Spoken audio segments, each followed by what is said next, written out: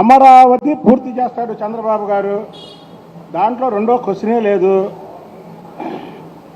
పోలవరం పూర్తి చేస్తాడు. మచిలీపట్నంలో 70,000 కోట్లతో బీపీసీఎల్ రిఫైనరీ తీసుకొస్తున్నాం. దాని గురించి మాట్లాడయ్యా పేరుని. ఇక నువ్వు జగన్మోహన్ రెడ్డికి ఎంత బాగా ఓడినా నీకే పదవి రాదు. ఎందుకు రాదంటే జగన్మోహన్ రెడ్డి మళ్ళీ అధికారంలోకి రావడం అనేది కళ. ఈ రాష్ట్రంలో జగన్మోహన్ రెడ్డి లాంటి వాడిని మళ్ళీ ముఖ్యమంత్రి చేయడం అనేది కళ.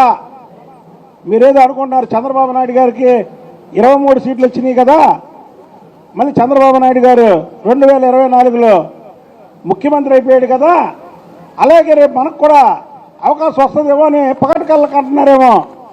పగటి కళ్ళలాగే ఉంటాయి. చంద్రబాబు నాయుడు అనే వ్యక్తి లేచేయండి. ఈ ఆంధ్రప్రదేశ్లో పడి లేచిన కెరటం చంద్రబాబు నాయుడు గారు. పడి లేచిన కెరటం అంటారు చూసారా, మీరే అన్నారు 23 సీట్లు వచ్చినాయి తెలుగుదేశం అయిపోయిందని.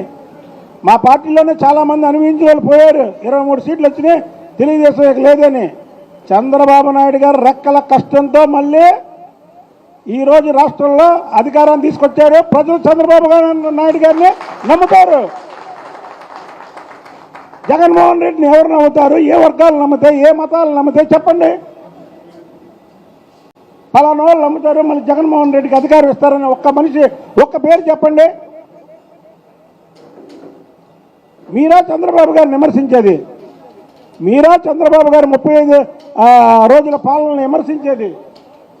మీరా ఈ రాష్ట్రాన్ని అప్పుల పాలు చేసినటువంటి వాళ్ళు చంద్రబాబు గారిని విమర్శించేది?